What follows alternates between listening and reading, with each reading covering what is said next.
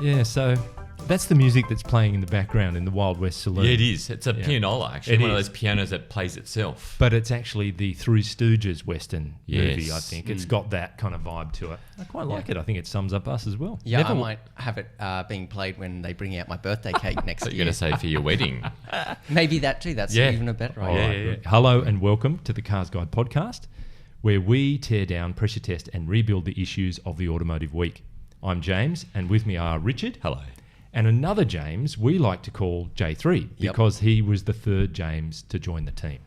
This week, among other things, we'll look at Southeast Asian shenanigans, a new roller, and the greatest movie star cars of all time. So stay with us. But first, Muskwatch.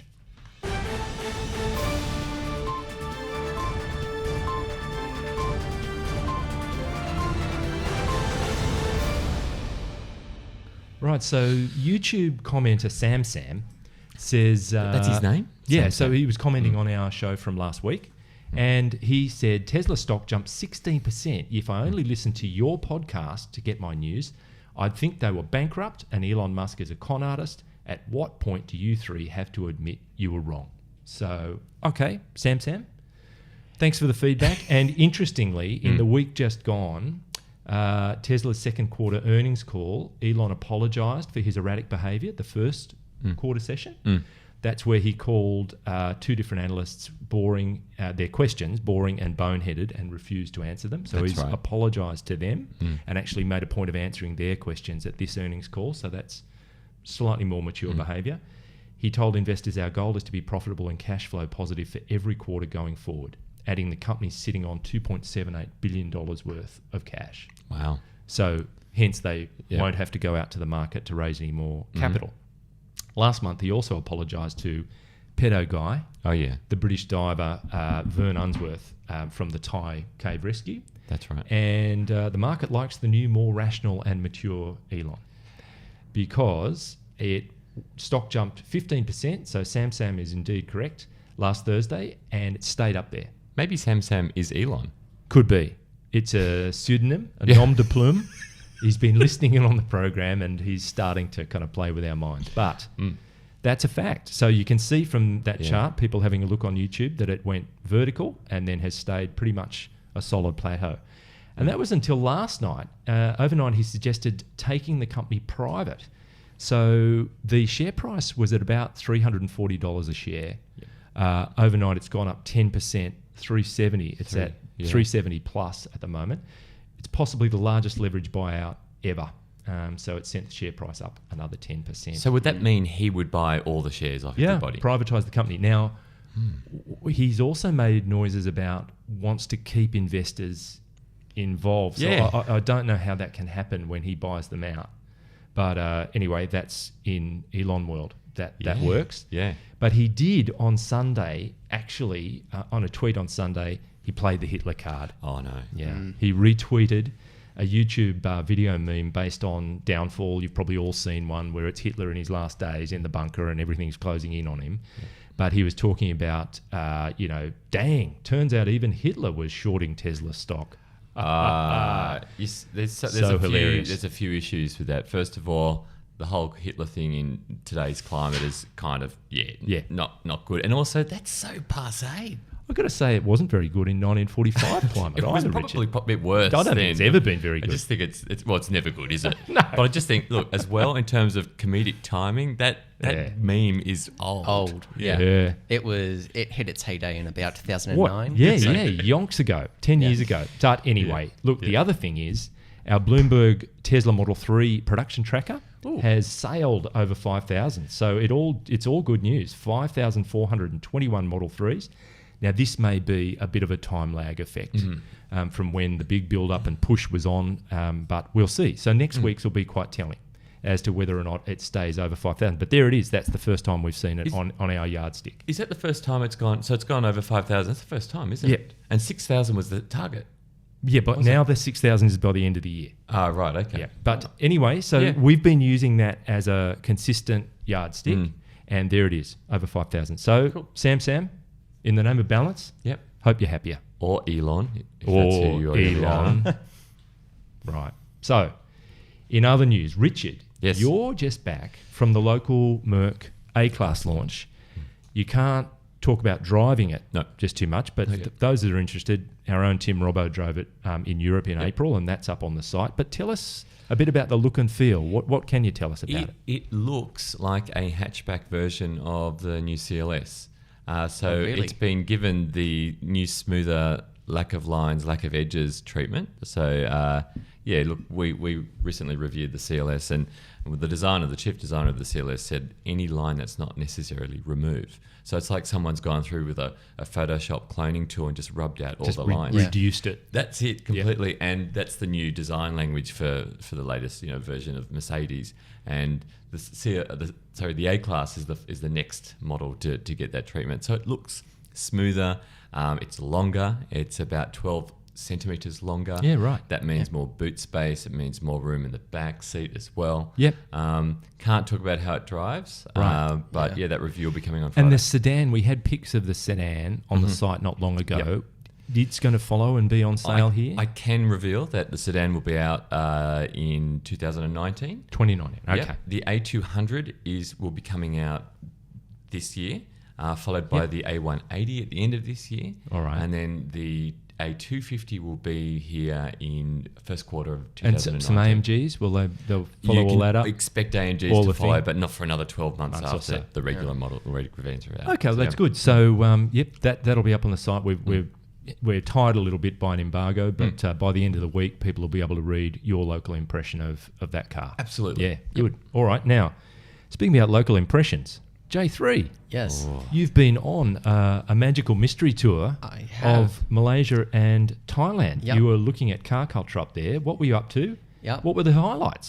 So as CarsGuide's foreign correspondent and going overseas for the very first time in my life, let alone for work as well. So it was a bit of a pretty serious stuff. But I went over there to partake in the Evo Enduro 2018, which is a huge 1,200 kilometre non-competitive rally that goes from Kuala Lumpur in Malaysia all the way up to, for this year anyway, it was to Hua Hin in Thailand. Yeah. Is that down?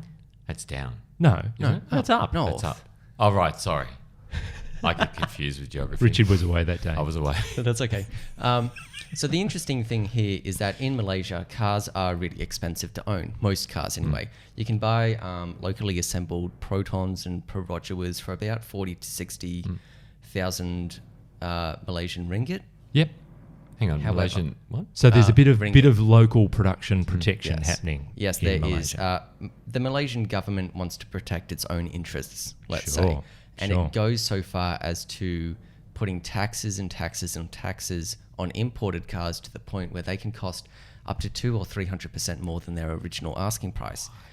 However, let me just explain to you guys how weird this can be. A BMW 3 Series is assembled in Malaysia, so it's exempt from these types of taxes. It still has tax, of course, but it's exempt from some of them. Meanwhile, a Mazda 6 gets the tax. So in Australia, where we can have a Mazda 6 Sport and then a BMW 318 or 320 that costs around about 10 grand more, give or take. In Malaysia, the BMW is actually about 2 grand cheaper than a Mazda 6. So everybody over there just drives 3 Series. Like if they're going to have a luxury car, it's always BMW 3 Series, BMW 520 and 530Es, and Mercedes-Benz equivalents. There's no Audis over there, pretty much. I mean, there are some, but why would you? Because Audis are imported.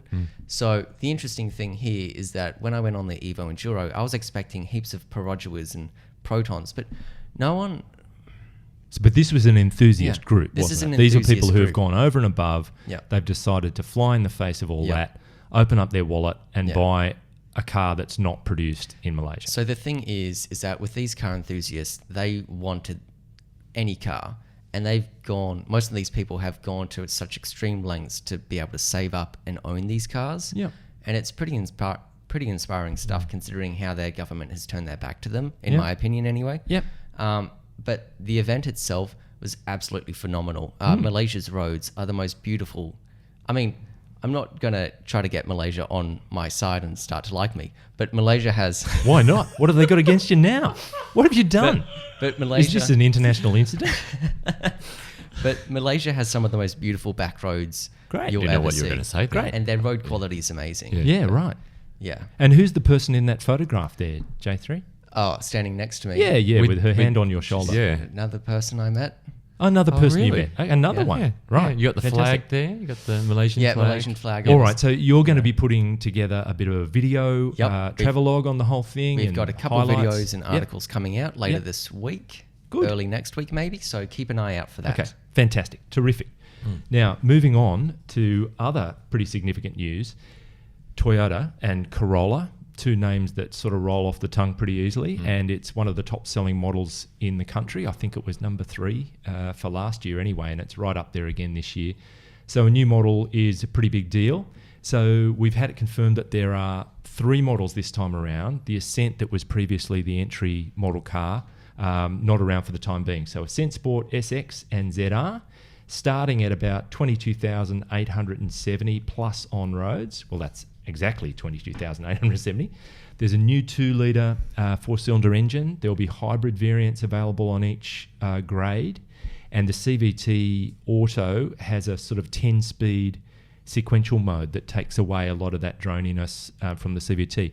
And I don't know about you guys, but there's been a lot of feedback around the office just looking at the pictures and things, and people are almost incredulous that this looks like a really terrific Corolla that you could get enthused about. What do you make of it, J3? I think it's quite interesting because the Hyundai i30, you could argue that is a very conservative looking car.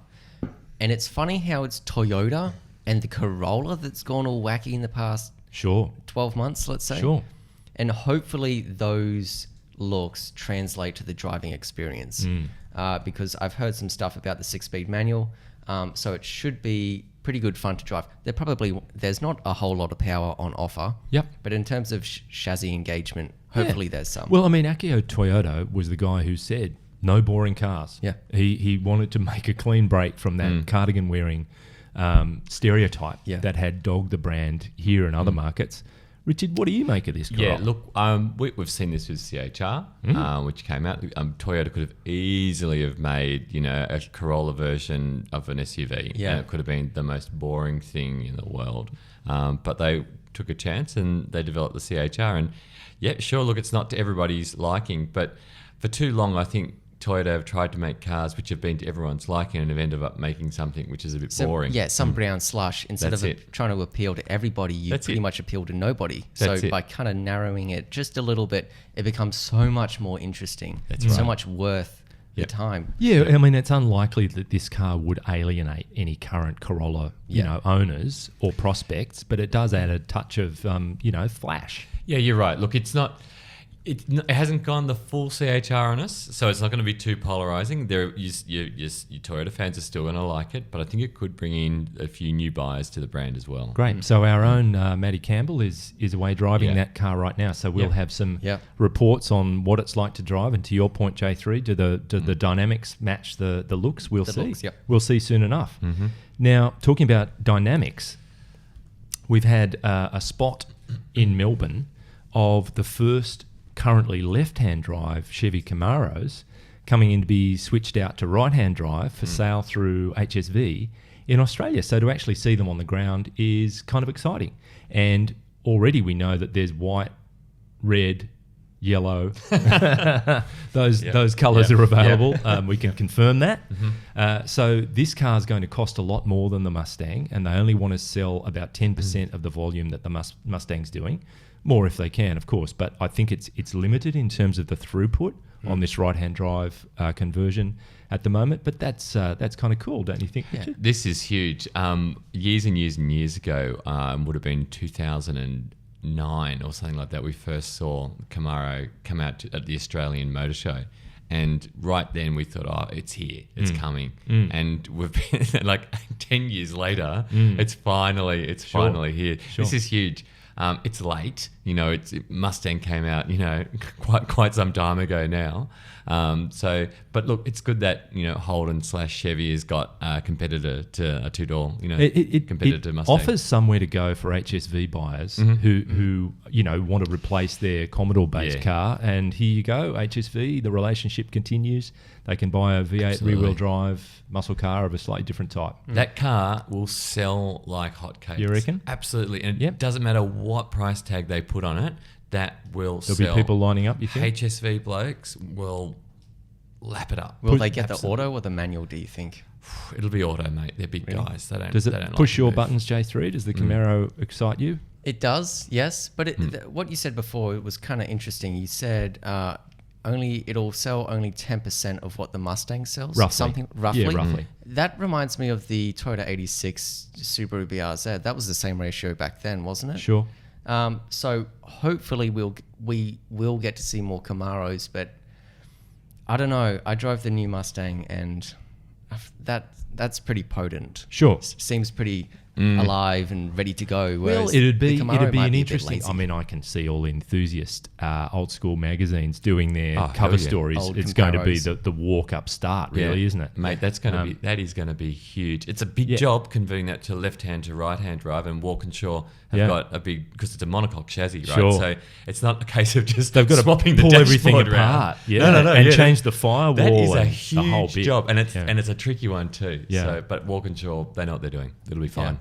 Hopefully this will give, because there's the old classic Holden versus Ford thing, but hopefully because these cars are so direct with each other and the most direct competitor since the Commodore and the Falcon, this might give Tickford and Walkinshaw some more time in the spotlight to get some more attention and maybe grow even bigger.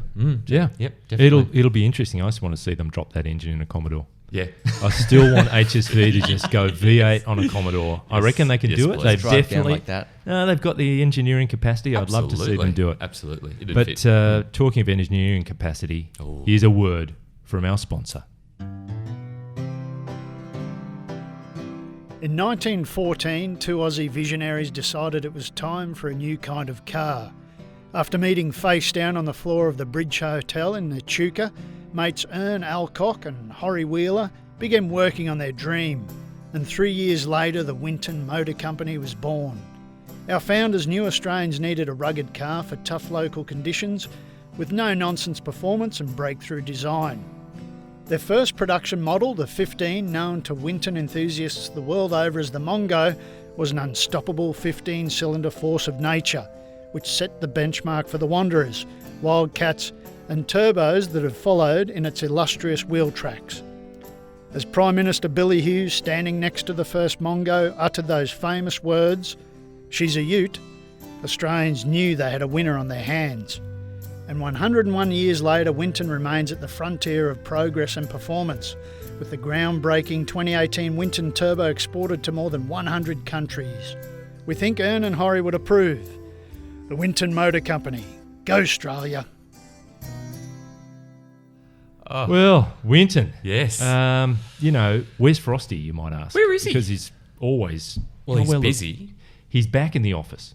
He's been working... He's back in the... No, not this office. His office. Oh, that's another at Winton Motor Company. Yeah. He's been working through the final details of Winton's participation in the UN's International Day for the Preservation of the Ozone Layer. Oh, what? Yes. So that's 16th... Frosty is not green. It's the 16th of September. Green. And Winton's the primary Southern Hemisphere sponsor. And... That's really... Yeah, Frosty's built a good working relationship. They've got the highest emissions out of any car company. He's buddies with UN Secretary General Antonio Guterres, and it could be the launching pad for the Winton Whisperer, the ZEV that we've heard so much about. Yeah? So just don't be surprised if a zero emissions Winton comes on the back of this sponsorship. The only reason why Frosty would be involved in this would just be a quick buck. He's not interested in the environment. Well, he doesn't mind a cocktail party either. He's the opposite of environmentally friendly. He has been known to frequent the UN building there in Manhattan. Well, he knows where the loos are. He does. When he's walking down, he quickly pops in and goes to the loo. All right. Well, look, we'll move on. We'll hear about that, I'm sure. Controversially, Hyundai has commissioned a poll on the 40 greatest movie cars ever. And look, there are 40 of them. Our own Andrew Chesterton has reported on this. out of Europe, and it's never going to satisfy everybody. But we've all had a look at this list, and we can see some no-brainers that have been included and some omissions that just seem puzzling at best. Omissions. Mine, first up, no Wagon Queen family truckster. The Griswolds wagon is not in there. With the double headlights and the wood quad paneling. headlights either side. How could it not be there? I'm flummoxed. I'm flummoxed. What else is there?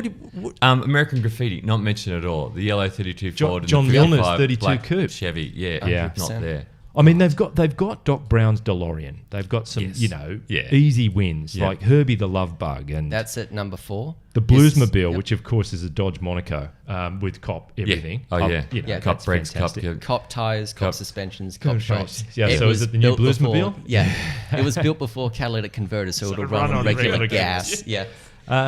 Then they've got Ecto 1 from the Ghostbusters and Christine, Plymouth Fury. Gotta have that's in. Fantastic horror film. But what the other one we were talking about, besides John Milner's yellow coupe from American Graffiti, I think that the truck from Duel should be in there. That was the scariest movie I ever saw when I was 9. You've seen that, Jason? Yes, I have. There's no... Terrifying.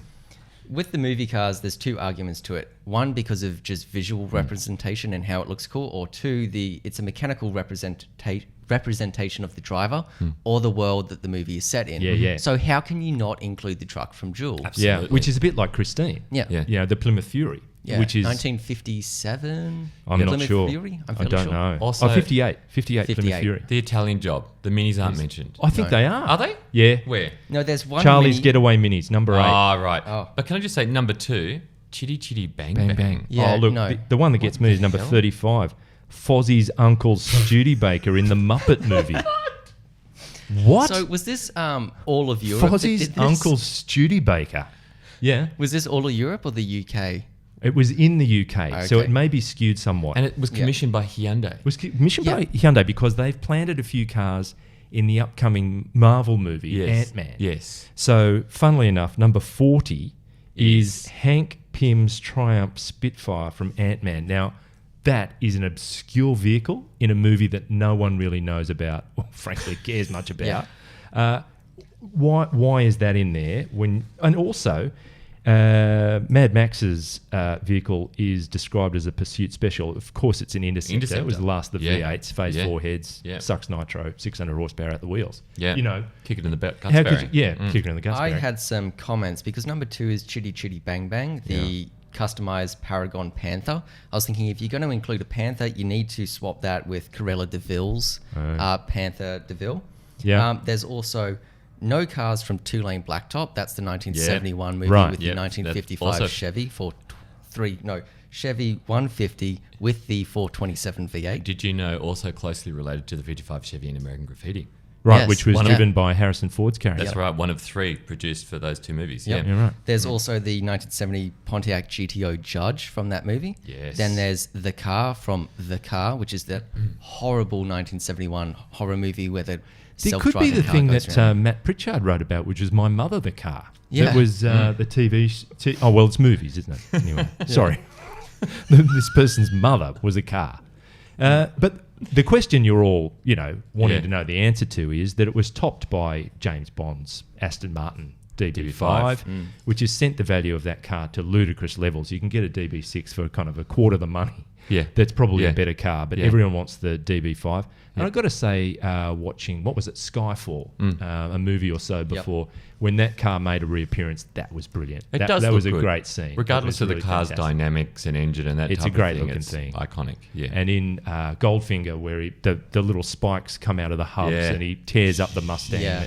It's pretty good. So go to our site, have a look at the list, give us your feedback on the cars you think shouldn't be in there and the ones that should be. I reckon it's a great discussion starter. Or write your own list. Give us your own list. Absolutely. Or something. Can I just point out, is it my eyes or the 1968 Mustang GT Bullet from Bullet? It's not there either. All right. How could that Well, not as be? if that counts. Yeah.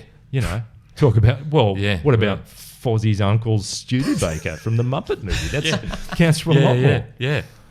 Yeah, or Iron Man's Acura NSX. Well, there are Iron three. Man's Audi R8. That was just product placement. That's not an actual. And there are movie three car. different Batmobiles in there. Like, okay, Batmobiles are cool, but you can't give it 3 entries. The Ferrari from Ferris Bueller's Day Off. That's not in there, which actually wasn't a Ferrari. No. It was a rebodied Corvette or something like that, Yeah. made to look like a Ferrari because they couldn't afford to wreck one. Fair enough. Yeah. Yeah. All right, we'll leave it there. We would love your feedback. That's a pretty hot topic, I reckon. Yes. And moving from one hot topic to another, sales for the month just gone, July. What's happening in the world of new car sales?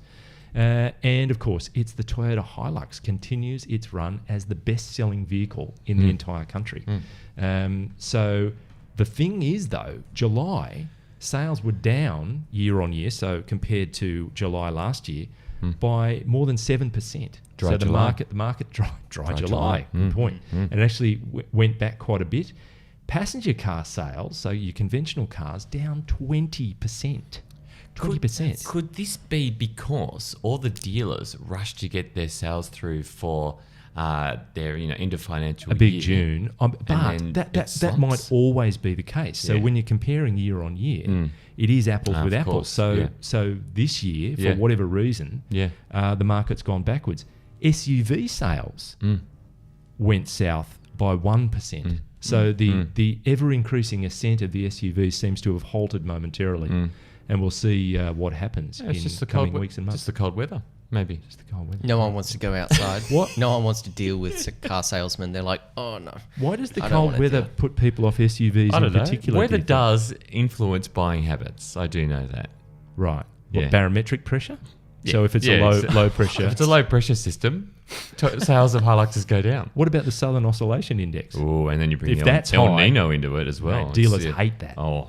The dealers, they're stalking the forecourt trying to rope people in when the Southern Oscillation Index is hotline on the to the wrong bomb. side. It's like, yeah. All right, well, talk about lunatics. And we've found one. It's an Australian person.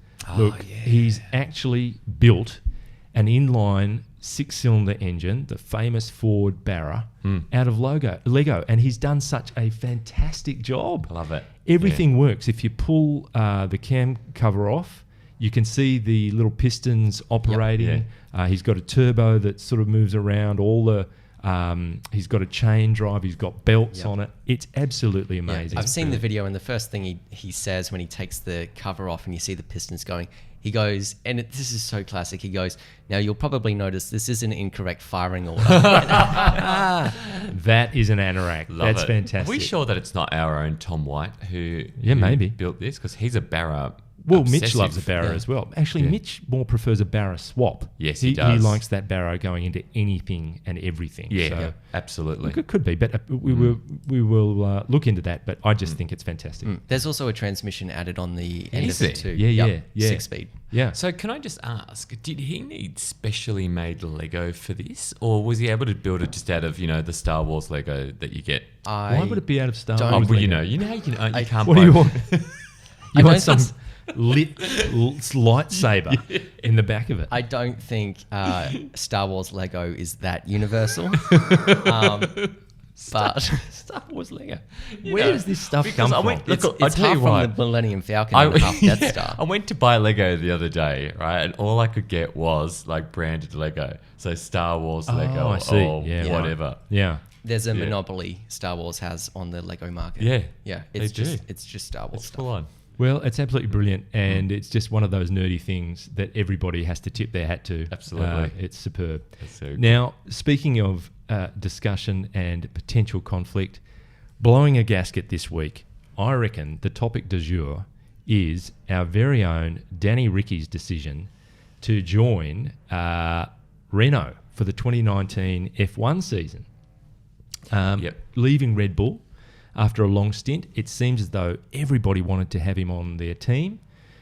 Rumours about Ferrari, even Mercedes. Where is he going to go? He goes completely at 90 degrees of all that and heads to Renault. So they're a midfield team at best. He's leaving one of the front-running teams. Is he a genius or a lunatic? What do you think, J3? You're an F1 boffin. I'm quite the opposite. Oh. But It is pretty an Australian thing to do, I reckon. Like, if you're already up at number one, you're not going to go to Ferrari or Mercedes if you're already up there. Like, why not just throw everything up in the air and freak everybody out and just go to Renault? So I'm not surprised by that. However, that's a very limited, that's an opinion based on very limited knowledge. So I'm going to throw it over to Richard. Look, to be honest, I don't think you're far off the mark. Yeah. I think this is a genius move. I think you only have to look at Mark Webber, who his biggest regret of his career, he says, was he was driving for Minardi and Jaguar and was offered a contract to either drive with Williams or Renault, and he took Williams.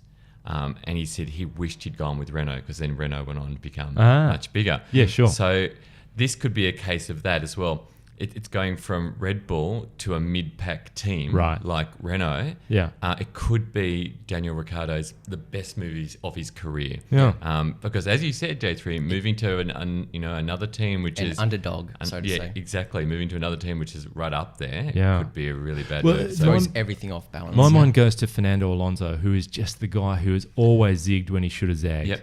And hindsight is a glorious thing. But you think he won a couple of world championships with Renault, and then, okay, I'm off to McLaren. Yes. 1 year, didn't work out. Yep. Bummer. I'll go to Ferrari. They're on the incline. Goes there, dud. Nowhere. Nowheresville. Leaves Ferrari, I'm going back to McLaren. Boom. Straight down to the bottom. Ferrari comes good. So everywhere he leaves... comes good. I just reckon a left field move like this could well surprise everybody. Yeah. Just do what Alonso doesn't. Yeah, that's how you win. Yeah. Do what Fernando doesn't. All right, now we'll quickly cover off what's in our garage this week.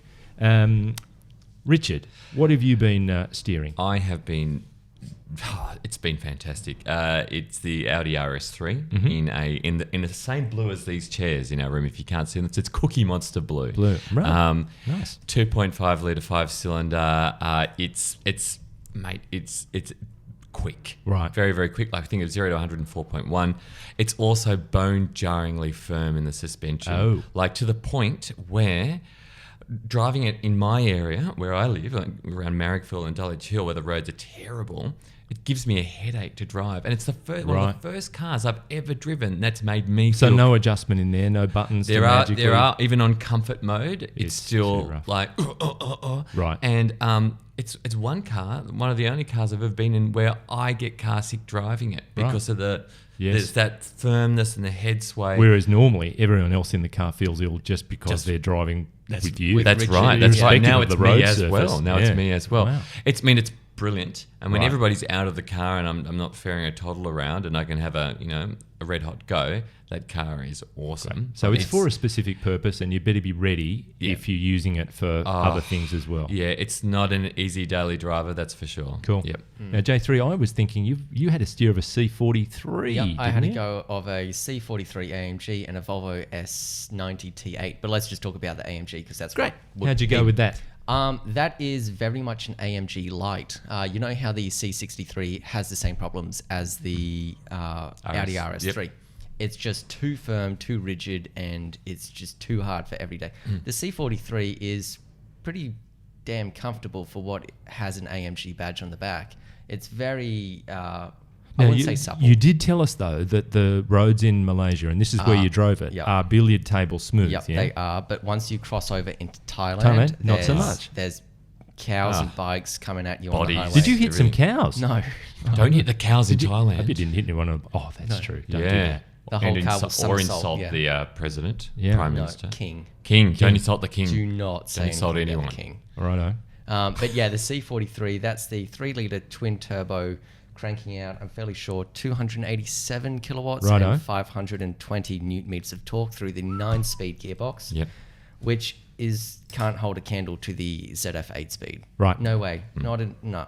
Okay. But you found it a pleasurable experience. Pleasurable car, yes. Fantastic. And we averaged about 8.2 litres per 100 Ks on the highway, doing about 110. About 110. About 110. Rounded up by... Were you ever given a police escort in some of your stages? No. Okay. But the police in Malaysia, they just do whatever they want. Were you ever given a police escort late in the evening? Yes. had a certain... out of the club. Oh, yeah. Were you ever just given an escort? Yeah. Okay, moving on. I've very briefly, I've been driving the long-term Volkswagen Golf R wagon. Yep. And it's just so pleasurable to drive. I've mentioned it before, so that's what I've been in. I won't bore people with the details. I think with that, we've reached the finish line. Thank you, Richard. Thank you. Thank you, J3. And thanks to our producer, Marsden, for his wizardry on the buttons. Oh. I've never been completely infatuated with a co-worker before, and I'm still not. I like his chest. Thank you for listening, and please give us your thoughts on anything we've discussed today. Search for Cars Guide on Facebook and Instagram and use the hashtag CGPodcast or email us at comments@carsguide.com.au. You can listen to and watch us on YouTube, and if you're an iTunes devotee, please rate and review us. I hope you can join us next week. Until then, as we all know, anyone driving slower than you is an idiot, and anyone going faster than you is a maniac. Yep.